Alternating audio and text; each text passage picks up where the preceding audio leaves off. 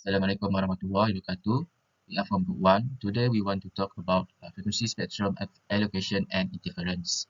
So this is my group member. Me is Muhammad SYAHMI SHEBLI. Second, Tiven. Third, Timilong. Fourth, Muhammad FAISAL HAKIMI. And the last one is Muhammad AMIRUL AZIM. Moving on with our introduction. Moving on with the introduction to the satellite communication. So the definition of satellite communication is the use of artificial satellite to provide communication link between various points on Earth. So it has two main components. The first one is the ground segment, which consists of fixed or mobile transmission, and the second one is the spec segment, which is primarily the satellite itself. So it has a function is satellite link involves transmitting or uplinking a signal from an Earth station to a satellite. Then the satellite receives and amplifies the signal and retransmit it back to the Earth.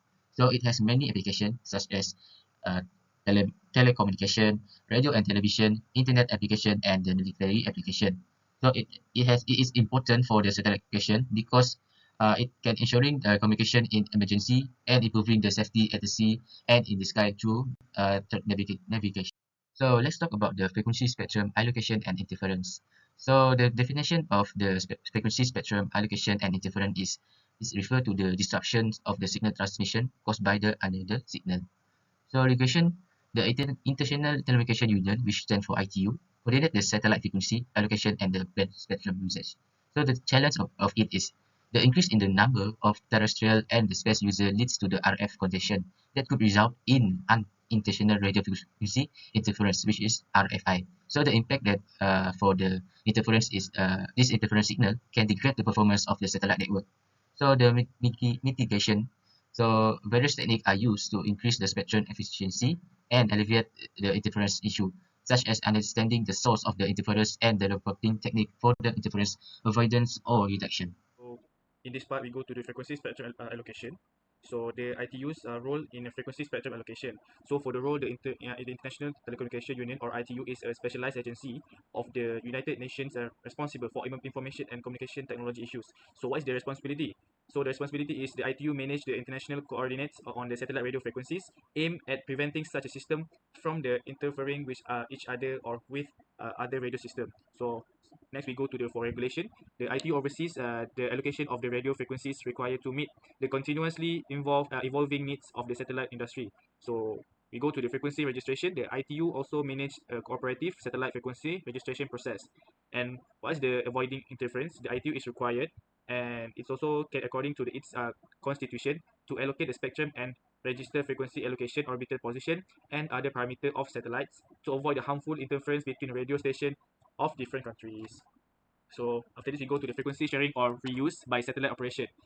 We go to the definition. Definition is frequency sharing of reuse refer to the practice where satellite operators use the same frequency band in multiple areas to increase the capacity without actually increasing the spectrum bandwidth. And then we go to the high throughput satellite. The high throughput satellite utilize spot beam technology and frequency reuse to increase capacity more than 20 times. Dynamic spectrum use. Dynamic spectrum use allows for reallocation of spectrum to most needed areas. Soft frequency reuse. The concept of the soft frequency reuse has been proposed, where the allocation of the time slot increase the degree and spectrum is isolation and improve the signal to interference ratio of the network. And last but not least, the lease and the contract use. Satellite operator can lease or contract the use of the orbital positions and spectrum to increase spectrum efficiency. Hello, my name is Steven. Let's see about the legal challenges. First of all, these are the regulatory framework for the use of spectrum. The definition is the regulatory framework for the use of spectrum refers to the rules and regulations that govern how the radio frequency spectrum is used. And the purpose of the framework is to design and ensure efficient use of the spectrum and minimize interference. And the regulations, the framework includes international regulations where they are established and updated by bodies like the E2. And the implementation part is the framework is implemented through some specific procedures that ensure international recognitions of this frequency used and safeguard the rights of administrations when they comply with those procedures. And then the national frameworks are on a national level. Bodies like the FCC in the US and the MCMC in Malaysia propose and implement frameworks that align with the international regulations and cater to the specific needs of their countries. And then let's see about the role of E2 and MCMC in regulating the spectrum use. E2's role, the E2 through its radio communication sector E2-R is the global agency responsible for the management of the radio frequency spectrum and satellite orbit resources. It establishes and updates international regulations on the use of the radio frequency spectrum and satellite orbits, where MCNC's role is the Malaysian Communication and Multimedia Commission, is stands for MCNC, where it is tasked to regulate and ensure the use of spectrum in Malaysia is in accordance with the Communications and Multimedia Act 1998 and the Commissions and Multimedia Spectrum Regulations 2000. And then the efficient use of spectrum, where both E2 and MCNC aim to ensure the rational, equitable, efficient, and economical use of the radio frequency spectrum. And then they also minimizing interference. They have worked to minimize the interference services. And then lastly, the adoption and assistance, where E2 holds regular seminars, workshop, is to help the membership to adapt to the results of its activities and adopt global standards and best practices on spectrum use. Thank you. Hi, my name is Long, and now I will discuss about the safety challenges of our topic. So, for safety challenges, the subtopic is how interference signals can degrade the performance of the satellite network.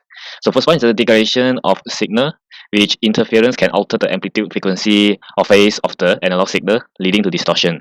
And second is impact on information accuracy. So, when the signal is degraded, the accuracy of information will also have an impact on it. And the third one is the reduction in signal clarity.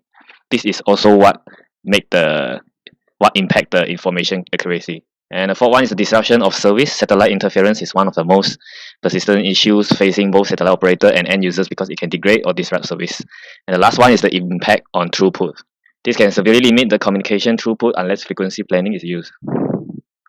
And the next one is the potential of interference with other systems. So the first one is interference sources. So you can have other sources that can produce interference, such as other satellites that can interfere the signal of other satellite. And then the second one is the pointing inaccuracy. The third one is adversarial interference. The fourth one is unwanted signal, and the last one is obstruction of system. So after we talk about the interference, let us talk about how to mitigate the interference. So to mitigate the interference, you need to understand the source of interference.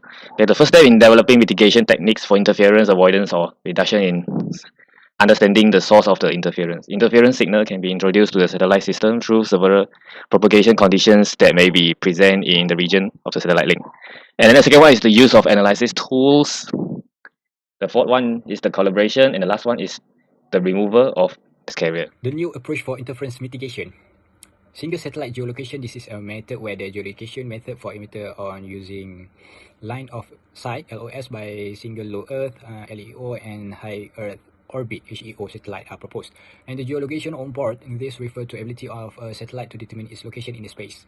And the third one is the geolocation is using carrier identification (CID). Carrier ID is a technology developed to guarantee immediate identification of the source of satellite signals, and it creates unique identification numbers that can be reliable, detected, and recognized in each carrier.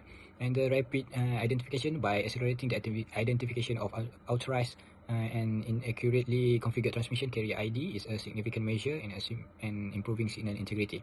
And the integration with monitoring system carrier ID functionality often integrate into a state-of-art satellite monitoring system to address and neutralize satellite interference. So after all, we can conclude the importance of frequency spectrum allocation, and allocating the frequency spectrum effectively is vital to prevent interference, ensure fair and efficient use, and manage radio resources economically. And the importance of interference management is managing interference is crucial for preserving satellite communication integrity, and it can degrade performance, cause of errors, and block desired signals. Identifying interference source and implementing avoidance or reduction technique is essential. And the challenge and solution in satellite communication. Satellite communication is complex and challenging, and it's still with effective frequency spectrum allocation and robust interference management strategies, we can overcome this challenge and harness the full potential of satellite technologies. So that's all from us. Thank you.